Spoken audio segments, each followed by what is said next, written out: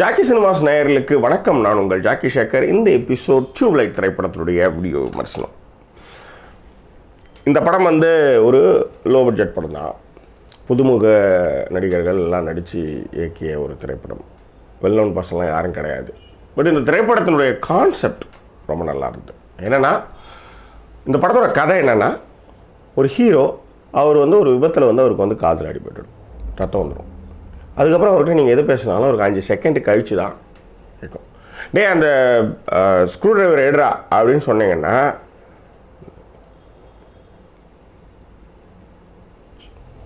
இதுக்கப்புறம் தான் அவர் கேட்கும். அதுக்கப்புறம் தான் அவர் ஸ்க்ரூ டிரைவர் எடுப்பார். அதுக்குள்ளே நான் சொல்லிகிட்டே இருக்கிறேன், கேட்காம நீ மாட்டு நின்றுட்டே இருக்கிறேன் அப்படின்னு நாங்கள் கத்தலாம். ஆனால் அவருக்கு அதுவே திரும்ப 5 செகண்ட் கழிச்சு தான் கேட்கும். இதுதான் படத்தோட கான்செப்ட். இந்த கான்செப்ட் எப்படி நல்லா இருக்குல்ல. ஸோ இந்த படத்தோட கான்செப்ட் ரொம்ப ரொம்ப சூப்பரான ஒரு கான்செப்ட். கொஞ்ச நாளைக்கு முன்னாடி ஒரு கொரியன் ஃபிலிம் பார்த்தேன். இந்த கொரியன் ஃபிலிமில் அந்த பையனுக்கு பார்வையில் என்ன இருக்குன்னா, அவனுக்கு ஸ்லோ மோஷனில் தான் எல்லாமே தெரியும். ஒருத்தர் விழறான்னா டக்குனு வந்துட மாட்டான், பொறுமையாக விழுவான். அதில் ஒரு சீன் ஒன்று இருக்கும். ஒரு பொண்ணு நடந்து போகும் ஸ்கூலுக்கு. இந்த பொண்ணு நடந்து போகிறப்ப டக்குன்னு ஸ்கர்ட் பறந்துடும். ஸ்கர்ட் பறக்கிறதுன்றது என்னது, டக்குன்னு நடந்துடுற ஒரு 3 செகண்டில் டக்குன்னு பறந்து அப்படி கீழே இறங்கிடும். இது 3 செகண்டில் நடக்கிற ஒரு செயல். ஆனால் இவனுக்கு எப்படி தெரியும்னா, அந்த ஸ்கர்ட் பொறுமையாக பின்னாடி பக்கம் அப்படியே தூக்கி அவனுடைய இன்னரில் ஜட்டிக்கிட்டலாம் தெரிஞ்சு அதுக்கப்புறம் பொறுமையாக அலறி போய் அதை அமுக்கிற வரலையும் இவனுக்கு க்ளீனாக தெரியும்.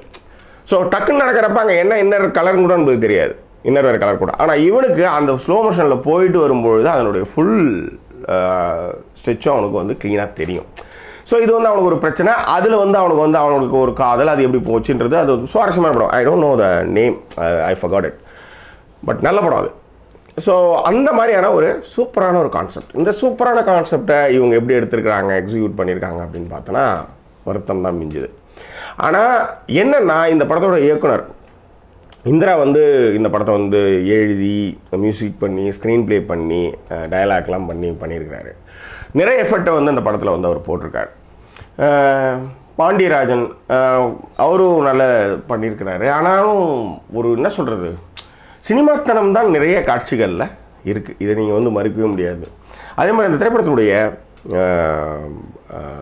கேமராமேன் ஸ்ரீதர் அவர் அவருடைய பங்கை மிக சிறப்பாக பண்ணியிருக்கார். படத்தில் மிகப்பெரிய ஒரு பலமாக கூட நான் அதை கருதுகிறேன். டியூப்லைட் படத்தோட ஹீரோயின் அதித்தி, அவங்க க்யூட்டாக இருக்காங்க, நல்லா இருக்காங்க.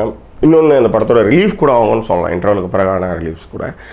பட் நிறைய காட்சிகளில் சினிமாத்தனம். அதை விட அவங்க ரேப் பண்ணுறதுக்காக ஒரு போலீஸ்கார் ஒருத்தர் ஒரு பார்க்குறப்பே செம்ம காமெடியாக இருக்குது. அதெல்லாம் நிறைய சினிமாத்தனங்கள்லாம் இருக்குது.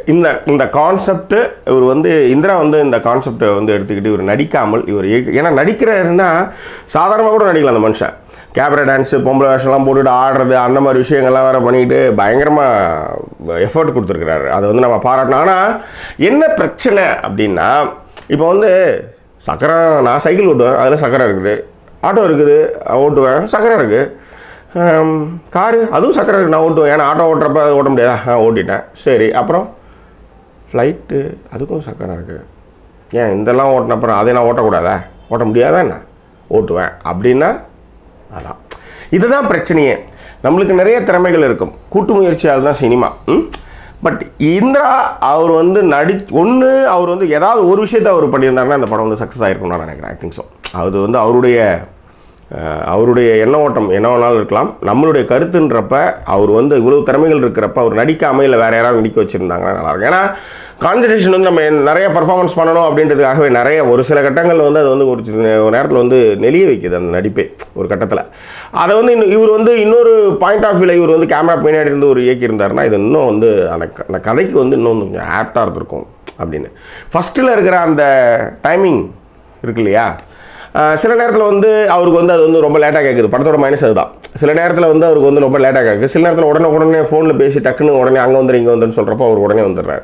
ஸோ இந்த மாதிரியான நிறைய லாஜிக் மிஸ்டேக்ஸ் படத்தில் இருக்குது. பட் இருந்தாலும் புதுமுகங்கள் எடுத்திருக்கிற இந்த ஒரு விஷயம், எஃபர்ட், இது பாராட்டத்தக்க விஷயம். இருந்தாலும் ஒரு சினிமான்றது எல்லா கலவைகளும் ஒன்றா சேர்ந்து அதை நம்மளை அசத்தணும். அது இந்த படத்தில் கொஞ்சம் குறைவு. ஸோ டியூப்லைட் நம்மளுக்கு பிடிக்கணும் அப்படின்னா அது கொஞ்சம் லேட்டு தான் ஆகும். அதுதான் அதில் இருக்கிற பெரிய பிரச்சனை. ரைட். எனிவே, இந்த திரைப்படத்துக்கு ஜாக்கி சினிமாஸ் என்ன புதுமுகங்கள்லாம் பண்ணி இதில் என்ன மார்க்லாம் கொடுத்துக்கிட்டு. அதனால் தேட்ஸ் யுவர் விஷ். நீங்கள் இந்த படம் எப்படி பார்க்குறதா இல்லையான்றதை நீங்களே முடிவு பண்ணிக்கோங்க. ஸோ புதுமுகங்கள் இயக்கியிருக்க இந்த படம் அடுத்த படத்தில் வந்து இந்திரா வந்து இன்னும் சிறப்பாக செயல்படுவார் என்று நாம் வந்து நம்புவோம். வேறு என்ன, இன்னும் வேறொரு வீடியோ பதிவில் உங்களை நான் சந்திக்கிறேன். அதுவரை நன்றி கூறி விடைபெறுவது உங்கள் ஜாக்கி ஷக்கர். நன்றி, வணக்கம். அதன் பிறகு வந்து அந்த படத்தோட ஹீரோயின்